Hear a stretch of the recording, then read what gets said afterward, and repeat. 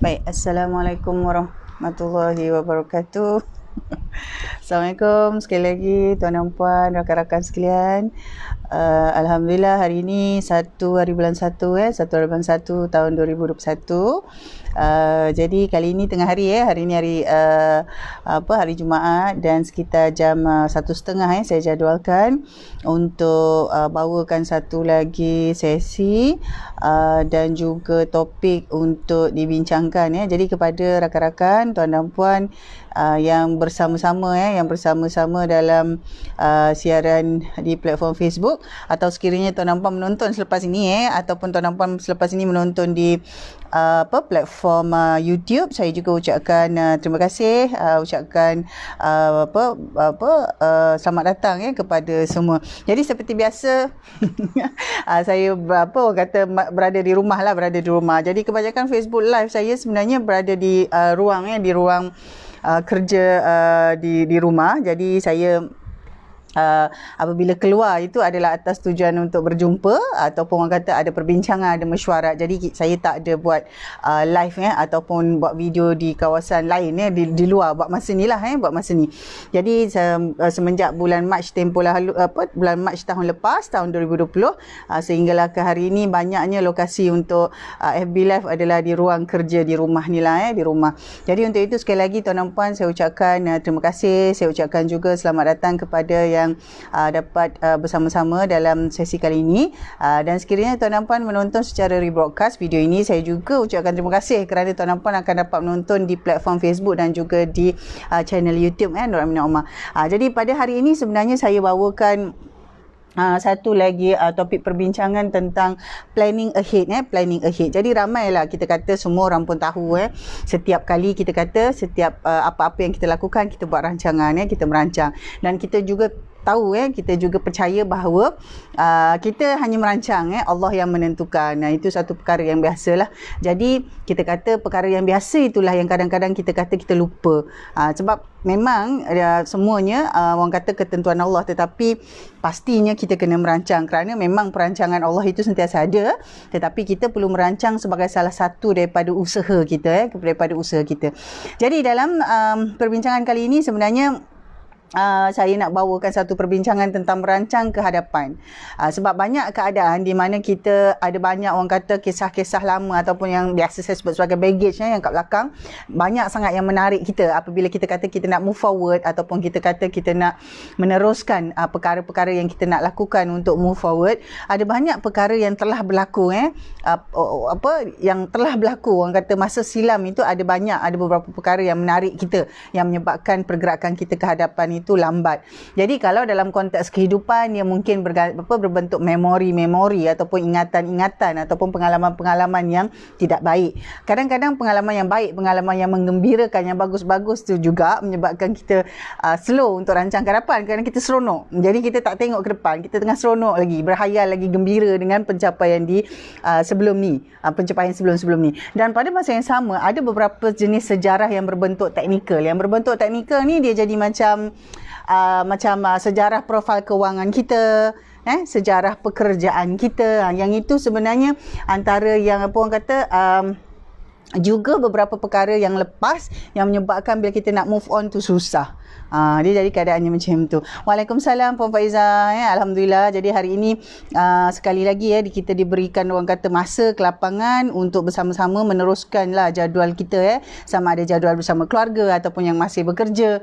Jangan tak tahu hari ini walaupun public holiday banyak rakan-rakan usahawan kita ataupun mungkin rakan-rakan kita yang bekerja, sebenarnya mereka masih bekerja hari ini, tak cuti. Ada yang macam tu kalau tidak nanti pasar raya tak buka, kedai tak buka jadi banyak yang tak jalan. Jadi orang kata kalau dalam konteks usahawan tu ramai saja yang bekerja hari ini. Mungkin sambil tu tuan dan puan ada yang bercuti. Mungkin ada yang bercuti, tetapi setahu saya walaupun rakan-rakan usahawan di luar sana cakap aja bercuti, tapi handphone masih di tangan. Handphone masih jawab soalan-soalan pelanggan. Handphone masih lagi orang kata menjawab pertanyaan-pertanyaan WhatsApp lah, pertanyaan-pertanyaan dekat IG lah, dekat email dan seumpamanya. Jadi apa-apa sahaja keadaannya tuan dan puan, kita doakanlah, kita doakan apa-apa yang kita rancang tu dapat dilakukan. Jadi dalam perbincangan kali ni, planning ahead ni ada dua perkara besar. Yang pertama sekali tuan dan puan, kita visualize. Orang kata buat dream board lah macam-macam kan. Tapi itu cara masing-masing. Ada yang buat secara orang kata fizikal, dia buat dream board, dia tampal kat dinding, ataupun ada setengah tu memang dia letakkan sebagai wallpaper dekat phone dia. Ada yang letak wallpaper kat laptop. Jadi tiap-tiap hari dia nak tengok dia punya dream board tu tadi. Jadi sebenarnya konsepnya adalah to visualize. Kita kena bayangkan, to visualize kita punya long term goal tu tadi. Katalah 10 tahun akan datang, kita ni nak nampak diri kita rupanya macam mana. Contoh 10 tahun akan datang macam mana, kita ni macam mana, bisnes kita macam mana, keluarga kita macam mana. Jadi semua tu sebenarnya, yang pertama sekali, can we visualize, Can we visualize our future in the next 5 to 10 years? Kalau rasa 10 years tu tak boleh nak capai, letak dulu 5 years. Visualize kita ni 5 tahun, 10 tahun tu macam mana? Apakah pencapaian? Jadi yang pertama sekali tu visualize. Jadi bila kita kata kita nak visualize ni tuan dan puan, ada 3 perkara itulah tadi. Yang pertama tentang social, yang kedua tentang work, yang ketiga tentang home. Jadi yang mana-mana satu sebenarnya tiga-tiga tu sama penting. Kalau tuan dan puan rujuk balik tajuk perbincangan hari ni, saya bawakan tentang 3 perkara tadi tu, planning ahead, rancang ke hadapan, tentang kita kata work, home and social. Maksudnya kerja kita, rumah, keluarga kita, dan juga sosial, persekitaran hidup kita tu tadi. Jadi ada 3 perkara. Jadi tuan dan puan, kalau kita tengok kita ni sebagai manusia, kita tengok kita lihat kita punya sumber adalah kemahiran. Jadi tuan dan puan, sumber kita bukan hanya duit tapi kemahiran. Jadi kalau kita tengok kemahiran kita tu, kita urus seumpama satu perniagaan, insya-Allah tuan dan puan, kita akan ada planning tu. Jadi katalah kemahiran kita termasuklah apakah bakat kita, apakah kita perkara-perkara yang kita boleh buat dan kita pandai buat, apakah kebolehan-kebolehan ataupun kita punya ability tu, kita jadikan dia sebagai satu produk.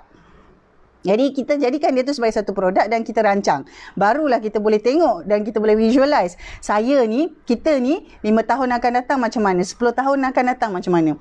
Jadi kadang-kadang kita lupa tuan dan puan. Jadi kita punya sumber yang kita ada tu sebagai manusia, kalau kita kata kita nak jadikan satu manusia tu macam satu entity business, kan? Jadi dia punya modal ataupun dia punya sumber tu adalah termasuk dia punya bakat, dia punya kemahiran, dia punya kebolehan, dia punya orang kata kelulusan profesional lah. Itu semua dijadikan sebagai satu modal, perkara yang dijadikan sebagai produk. Jadi kalau kita kata kita sebagai manusia ni, kita jadikan ni sebagai servis lah. Servis. Kalau kita kata manusia, kita ni sebagai satu produk. Jadi produk tu kita refer kepada servis. Jadi katalah kita berbalik kepada yang pertama tuan dan puan, kita kata tentang work, kerja.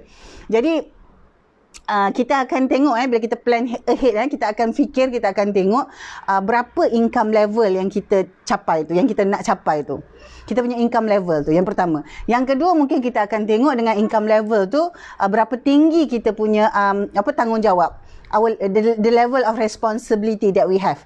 Itu dari segi work, dari segi work. Jadi work tu kalau kita kata okay, kita CEO. Jadi kita dah tahu kita CEO syarikat, level of responsibility itu macam mana.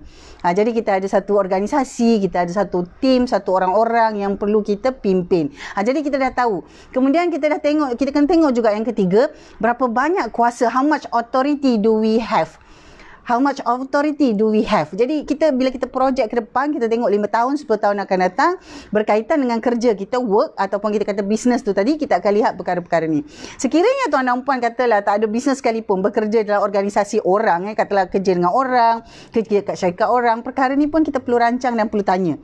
Dan yang akhir sekali kita akan tengok what kind of prestige do we want to gain? Kita ni nak mencapai satu tahap prestige yang macam mana? Adakah kita punya personal brand tu sebagai seorang usahawan, sebagai seorang business owner, sebagai seorang CEO, sebagai seorang manager, sebagai seorang ketua. Jadi semua ni kita kena lihat dalam lingkungan kerja, work. Kita punya plan ahead tu in terms of work. Jadi kalau kita business, kita lihatlah kita lihat. Yang kedua tuan-tuan puan tentang kita punya home. Maksudnya keluarga kita lah, rumah kita tu. Jadi antara perkara yang kita lihat, what kind of standard of living that we want to provide for our family. Itu mungkin satu perkara yang kita nak bayang, nak visualize ni 5 tahun ke 10 tahun bila kita buat planning. What kind of standard of living do we want to provide, do we want to develop for our family. Jadi what kind of house, mungkin kita dah imagine, kena visualize. What kind of house do we live in with our family? Jadi dia bukan je kata okey rumah pangsa, rumah setinggal, rumah pangsa, rumah teres, rumah banglo. Dia bukan macam gitu. What kind of home, what kind of home environment, home culture yang kita nak provide, yang kita nak build untuk keluarga kita. Jadi itu antara perkara bila kita bercakap pasal home. Bila kita kata plan ahead, kadang-kadang tuan-tuan puan, kita hanya plan untuk bisnes saja. Kita buatlah tahun ni nak 1 juta, tahun depan 2 juta, tahun depan 3 juta. Tetapi bila kita sebut tentang planning ahead tu, kita mesti ingat juga apa kita plan untuk kita. Yang pertama saya dah bincang tadi tentang work kan. Jadi yang ini home. Ini home. Jadi seterusnya kita juga kena visualize what kind of vacation do we want to have, what kind of vacation do we want to provide to our family. Jadi kalau kita yang dah ada family lah, kalau macam kita single ke tak ada family lagi, mungkin kita kata what kind of vacation we want to have. Jadi kita kena imagine 3, 5, 10 tahun akan datang tu kita macam mana in terms of vacation. Itu yang kita consider within the area of home tadi yang kita bincang tu tadi. Kemudian kalau kita kata kita ada pasangan, ada keluarga, ada anak, jadi kita kena orang kata visualize jugalah kan, how much allocation of money or fund for our children's education. Kita kena fikir juga. Kita kena set juga. Jadi tuan-tuan puan, katalah kalau tuan-tuan puan buat bisnes, itu antara sebab tuan-tuan puan bila kita kata buat bisnes kena untung, profitable, itu bermakna kita buat bisnes bukan hanya untuk diri kita. Dia lebih daripada cukup. Sepatutnya untuk diri kita, keluarga kita, anak-anak kita, dan lebih maksudnya untuk staff kita, untuk syarikat kita, untuk komuniti yang ada dalam kedudukan bisnes kita. Jadi kalau kita kata kita buat bisnes ataupun kita kata kita buat perusahaan, saya bukannya nak buat untung. Itu dia akan konflik. Dia akan ada konflik. Maksudnya akan ada percanggahan dengan keperluan planning ahead kepada personal kita, untuk personal dan bisnes. Dia jadi clash. Dia jadi ada konflik kat situ. Sebab bila kita buat bisnes tu mesti lebih banyak, lebih daripada cukup untuk diri kita. Mesti lebih. Kalau kita sampai tak ada orang kata kecukupan untuk support anak-anak punya pembelajaran, itu pun akan jadi satu kesukaran.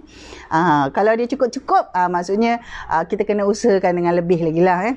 Itu kalau kita bincang tentang home, tentang home. Dan yang ketiga, bila kita plan ahead, ada satu lagi perkara iaitu kita sebut tentang keadaan sosial. Bila kita visualize, 3, 5, 10 tahun akan datang, kita ni macam mana, bisnes kita macam mana, dia akan ada kaitan. Jadi bila kita tentang sosial ni, kita akan tengok jenis orang-orang yang macam mana yang kita akan jadikan kawan.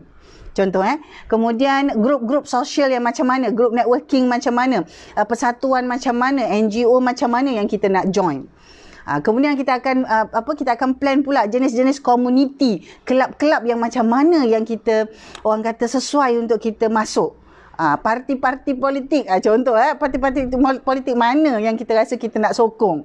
Jadi ini semua dalam kerangka sosial. Kita kena ada plan tu. Jadi kita bila kita kata imagine 3 ke 5 10 tahun akan datang, kita kena ada perancangan tu, plan ahead. Walaupun kita kata aku tak sukalah politik, tetapi hakikatnya tuan-tuan puan, negara kita mesti di-govern, mesti ada govern oleh ahli-ahli politik ni. Mereka kena ada juga aturan the country, to manage the country. Kita nak manage kita punya bisnes. Sekiranya negara tidak diurus dengan betul, tuan-tuan puan, bisnes kita pun tak boleh. Jadi tuan-tuan puan, dalam tempoh pandemik ni kita ada banyak orang kata banyak perkara lah yang kita sendiri belajar, dan yang kita juga orang kata dapat input-input baru, termasuklah betapa pentingnya pembuat-pembuat dasar, keputusan-keputusan, polisi, peraturan, undang-undang dalam sebuah negara ini yang sebenarnya ada kaitan dengan apa yang kita lakukan apabila kita jadi usahawan. Kalau kita bekerja pun sama. Sebab ini semua kena ada orang yang govern. Sebuah negara tu mesti ada satu governance dia. Barulah yang lain-lain termasuk organisasi kita, termasuk bisnes kita dapat berjalan dengan baik. Jadi kita pun kena fikirlah komuniti macam mana yang kita nak sokong, nak join. Kemudian kita kata apa yang kita nak contribute kepada community, what kind of impact that we want to contribute to our community. Mula-mula community dululah, kemudian barulah kita kata negeri, negara, peringkat nasional, antarabangsa. Jadi kita bermula di mana-mana tahap yang kita boleh. Kalau kita kata kita jadi usahawan, kita kata jadi usahawan di Kajang contoh, apakah yang kita boleh contribute di community kita? Kalau tak boleh, mungkin ada community lain yang kita nak contribute. Tak semestinya berbentuk lokal. Kita kata berbentuk group, okey, untuk wanita contoh kan, ataupun kita kata untuk industri tertentu. Jadi kita ada satu impact ataupun perkara yang kita akan contribute kepada group yang berbentuk sosial. Group usahawan ke, grup grup-grup tertentu yang ada di sekitar komuniti kita. Itu yang dalam konteks sosial. Jadi itu yang pertama tuan-tuan puan, kita visualize 5 ke 10 tahun akan datang, kita nampak kita macam mana dari segi kerja, work ataupun business, kemudian dari segi home, family home, dan kemudian dari segi sosial, community, macam mana kita ni. Right, itu yang pertama. Yang kedua, kita jawab soalan-soalan ni. Soalan ni simple saja tuan-tuan puan. Yang pertama sekali, apa yang kita nak capai? What kind of accomplishment that we want to achieve? Itu yang pertama. Jawablah soalan tu kan, yang kita jawab. Kemudian yang kedua, apakah yang kita abang kata apa yang kita nak jadi? What do we want to be? Apa yang kita nak jadi? Kita nak jadi apa? Memanglah kita kata, okey, saya nak jadi manusia yang berjaya. Kita nak jadi khalifah yang bermanfaat. Betul lah tu. Tapi kita jawab soalan tu. What do you want to be? What do you want to be? Kita tak tanya macam budak sekolah. What is your ambition? Tak ada. Jadi dalam keadaan sekarang, bila kita kata goal planning tu, kita nak set ke hadapan tu, rancang ke hadapan, kita akan tanya soalan-soalan yang lebih orang kata mencabar mental kita. Jadi kita tanya, what do you want to be? Kita nak jadi apa? Kita nak jadi seorang rakyat Malaysia. Okey. Rakyat Malaysia macam mana? Kita nak jadi seorang usahawan. Okey, seorang usahawan yang macam mana? Kita nak jadi apa? What do you want to be? Jadi kena ada senarai tu. Itu soalan yang kedua. Soalan yang ketiga, apa yang diperlukan untuk saya mencapai yang pertama dan kedua tadi? Apa yang kita perlu buat untuk mencapai kepuasan, untuk dapat accomplish apa yang kita nak, dapat jadi apa yang kita nak jadi itu tadi. Itu soalan yang ketiga. Jadi tuan-tuan puan, bila kita kata plan ahead kan, kita bolehlah cerita macam-macam. Kita buat planning lah, kita buat orang kata kalau bisnes kita kata buat business plan lah, kita buat BMC lah, kita boleh buat semua tu tuan-tuan puan. Tapi akhirnya bila kita kata kita plan ahead, dia balik kepada dua perkara. Pertama sekali kita visualize diri kita dulu, 5 ke 10 tahun akan datang ni kita macam mana. Jadi kita kena ada satu plan. Kita tanya apa rancangan kita dari segi kerjaya, work ataupun business. Kedua, dari segi family ataupun home, what kind of home that we are going to provide and build tu tadi. Yang ketiga, tentang community. Jadi itu apabila kita kata tentang nak visualize kita ke depan macam mana. Dan yang kedua, kita tanya 3 soalan tadi tu what do I want to accomplish? What do I want to be? What does it take to satisfy me? What does it take to satisfy me? What does it take to achieve 1 and 2 tadilah yang dalam senarai tadi tu. Jadi perkara-perkara ni tuan-tuan puan, kita kadang-kadang kita kata tiap-tiap tahun kita ada resolution. Itu biasalah, nak tunggu tahun baru nak buat resolution. Jadi benda tu sebenarnya orang kata sangat klise. Jadi kita tak ada nak bincang. Perlu ada tak azam baru? Perlu ada tak tahun baru, tahun lama? Sama ada perlu tak perlu, kita memang kena ada satu rancangan ke hadapan. Kadang-kadang kita dah rancang macam sejujurnya macam saya sendiri bulan 9 dah rancang untuk 12 bulan. Jadi bila masuk Januari ni hari ini, bila masuk Januari ni sambung saja. Cuma ada perincian penambahbaikan dibuat daripada review plan daripada bulan 9 2020 sampai Disember. Jadi Januari onwards ada improvement, ada penambahbaikan yang dimasukkan dalam perancangan itu. Jadi perancangan ni pun orang kata memanglah ada rancangan bisnes, tapi kita lupa diri kita sendiri ni perlu dirancang juga. Kita sibuk jadi CEO lah, jadi pemegang saham lah, jadi pengarah kan. Kita sibuk lah nak build community usahawan dalam industri-industri tertentu. Tetapi pada masa yang sama kita kena juga sibuk rancang diri kita sebagai manusia ni macam kita rancang bisnes. If we plan a human as a business, what we can do? Itu yang saya sebut tadi kan. Kita kata kalau kita kata kita jadi sebagai individu, kalau kita kata sumber ataupun modal yang kita ada sebagai individu tadi adalah kepakaran kita, bakat kita, kebolehan kita, background professional background yang kita ada, educational background yang kita ada, itu semua adalah orang kata modal. Jadi tuan-tuan dan puan, itu adalah sebenarnya antara salah satu perkara saya kata insya-Allah pada 6 Januari 6 hari bulan ni, sekitar minggu depan, hari Rabu. Hari Rabu minggu depan saya memang adakan satu sesi. Kalau tuan-tuan puan kata nak mengopi tu, bukan mengopi lah, dia sebenarnya group consultation satu sesi kita akan bincangkan bagaimana kita nak memulakan solopreneur ataupun solo practice. Jadi kalau katalah tuan-tuan puan pandai buat account, macam mana nak mulakan servis itu secara solo dulu, macam mana tuan-tuan puan nak mulakan. Contohlah tuan-tuan puan dah berniaga selama 30 tahun dalam satu bidang, macam mana nak mulakan untuk orang kata sebagai solo practice, sebagai orang kata penasihat ataupun konsultan dalam bidang-bidang tertentu. Jadi kita akan fokus lihat kepada perancangan bisnes tu satu. Dan kedua tentang orang cakap kita punya persediaan pemasaran tu tadi, konten dan pemasarannya tu, sales and marketing activities tadi, sehinggalah macam mana kita kata kita nak letak pricing dan get our first client. Jadi perbincangan tu tak lama, insya-Allah dalam sekitar 10.30 sampai pukul 1 tengah hari, dan sesi tu saya buka 5 orang saja, sebab yang ini kita nak satu grup kecil kita nak support kepada satu community individu yang nak start dulu solo practice ataupun solopreneur, dengan melihat dia punya human capital dalam diri dia tu. Dia punya kemahiran, dia punya bakat, dia punya kebolehan, dia punya professional background, dia punya educational background. Jadi kadang-kadang kita kata kita ada benda tu, tapi macam mana nak mula. Jadi ada dua pendekatan. Satu secara teorinya macam mana, dan yang kedua secara pengalaman saya sendiri membangunkan beberapa mentee dan usahawan lain sebelum ini yang memulakan get their first client tu untuk dapatkan yang pertama tu. Jadi selepas tu bila dah dapat rhythm, dah dapat rentak tu, tuan-tuan puan perlu teruslah commit untuk mulakan. Jadi selepas itu bila dah ready nak berpartner ke, nak buka syarikat ke, nak macam mana buka firma yang lebih besar ke, itu terpulang kepada tuan-tuan puan. Jadi itu antara perkara yang disusunkan bila kita kata planning ahead. Saya tidak melihat walaupun sebagai seorang solopreneur ataupun solo practice kita bergerak secara individu, tidak. Kita sebenarnya bergerak dalam komuniti usahawan. Walaupun kita kata kita solopreneur, sebenarnya ada ramai individu lain sebenarnya yang menjadi solopreneur juga yang bersama-sama dengan kita. Cuma mereka tak duduk dalam syarikat, dalam satu syarikat dengan kita, dan mereka bukan pekerja kita. Dia ada beberapa perkara kita bentukkan dalam satu jenis coalition. Beberapa perkara kita bentukkan dalam kerangka collaboration. Jadi ada setengah-setengah kita ada dalam joint venture yang kita letakkan. Jadi ini adalah satu orang kata perubahan dalam landscape industri dan bisnes yang sedia ada. Jadi tuan dan puan, bila kita kata plan ahead, imagine how do you look? Imagine how do you look in the next 5 to 10 years. Katalah 10 years. Macam mana?